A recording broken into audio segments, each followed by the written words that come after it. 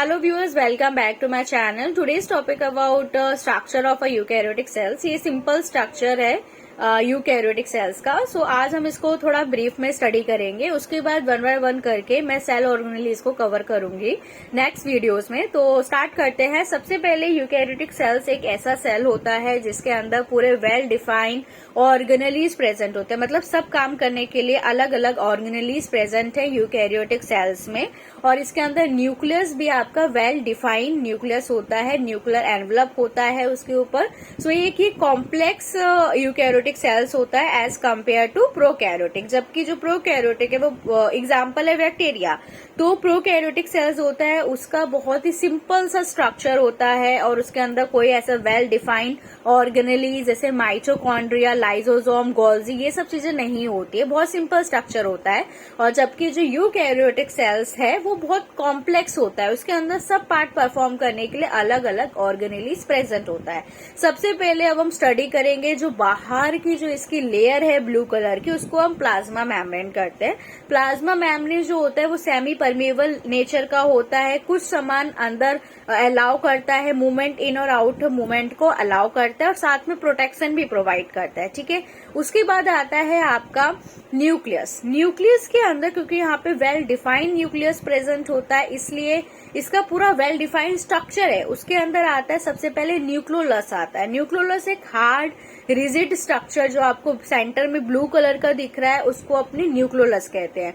Nucleolus के पूरा पास में एक लिक्विड होता है उसको अपने न्यूक्लियोप्लाज्म कहते हैं. और न्यूक्लियोप्लाज्म के अंदर क्रोमेटिन या डीएनए का स्ट्रक्चर होता है. सुपरक्वाइज स्ट्रक्चर होता है, डीएनए का प्रेजेंट होता है. और उसके बाहर इस पूरे न्यूक्लियोप्लाज्म को कौन कवर करता है? न्यूक्लियर एनवलप कवर करता है. और न्यूक्लियर एनवलप, न्यूक्लियोलस, न्यूक्लियोप्लाज्म और क्रोमेटिन, डीएनए ये सब मिलकर क्या बनाते हैं? न्यूक्लियस बना देते हैं. ठीक है. उसके बाद आता है एंडोप्लाज्मिक रेटिकुलम. एंडोप्लाज्मिक रेटिकुलम के दो पार्ट होते हैं. एक होता है आपका रफ एंडोप्लाज्मिक रेटिकुलम, एक होता है स्मूथ एंडोप्लाज्मिक रेटिकुलम. ठीक है. तो जो आपको ब्लैक कलर का दिखाई दे रहा है ईआर एंडोप्लाज्मिक रेटिकुलम, उसके ऊपर आपने बहुत सारे रेड रेड डॉट्स दिख रहे हैं. ये रफ एंडोप्लाज्मिक होता है. रफ एंडोप्लाज्मिक रेटिकुलम के पास राइबोसोम प्रेजेंट होता है और जहां राइबोसोम प्रेजेंट होगा वो प्रोटीन सिंथेसिस में हेल्प करेगा. ठीक है. जबकि जो स्मूथ वाला आपको रेड कलर का एक जिगजैग स्ट्रक्चर दिख रहा है तो ये जो स्मूथ वाला है उसको अपने स्मूथ एंडोप्लाज्मिक रेटिकुलम कहते हैं. इसके पास राइबोसोम्स नहीं होता तो ये प्रोटीन सिंथेसिस में कोई हेल्प नहीं करता है. उसके बाद mitochondria. Mitochondria known as a power house of the cells. ठीक है. इसके अंदर एटीपी का सिंथेसिस होता है और ये एक पावर हाउस है, सेल का पावर हाउस है. इसी से ही पूरी एनर्जी सेल को मिलती है. ठीक है. वैक्यूल्स प्लांट सेल्स में अलग काम होता है. और प्लांट सेल्स में जो वैक्यूल्स आपको दिख रहा है, वैक्यूल एक बबल लाइक स्ट्रक्चर होता है. एनिमल्स के अंदर एक कम होता है या बहुत स्मॉल होते हैं. जनरली वेस्ट प्रोडक्ट को स्टोर करता है, लेकिन जो वाटर को बैलेंस करता है, वाटर के मुंह में बैलेंस करके रखता है वाटर को, वो प्लांट सेल में करता है. ठीक है. एनिमल सेल्स में ये वेस्ट को स्टोर करने का काम इसका होता है.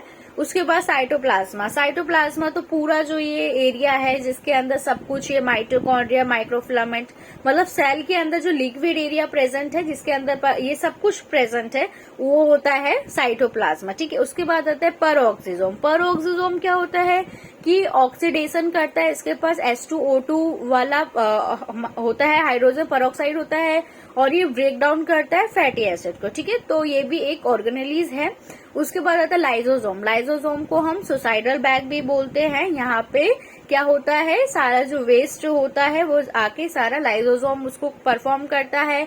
और इसके अंदर लाइसोसोम्स के अंदर डिफरेंट डिफरेंट एंजाइम्स प्रेजेंट होते हैं जो कि अपने हमारे सेल्स का जो भी वेस्ट मटेरियल है या फिर कैटालाइसिस का प्रोसेस भी ये करता है. ठीक है. उसके बाद आता है गोल्जी. कोई गोल्जी ऑपरेटर्स होता है. ये क्या करता है? ग्लाइकोप्रोटीन और ग्लाइकोलिपिड को सिंथेसाइज करता है. राइबोसोम्स का काम तो प्रोटीन सिंथेसिस का होता ही है.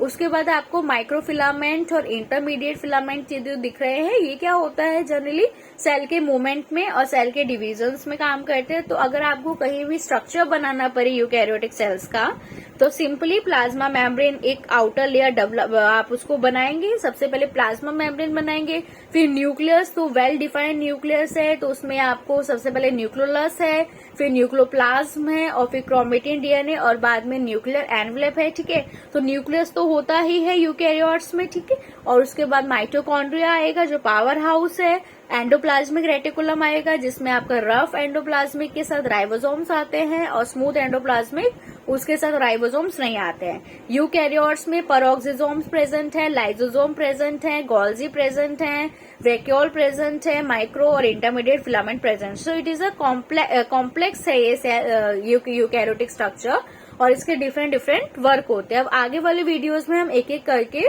सारे ऑर्गेनेल्स को थोड़ा डिटेल में स्टडी करेंगे। Thank you.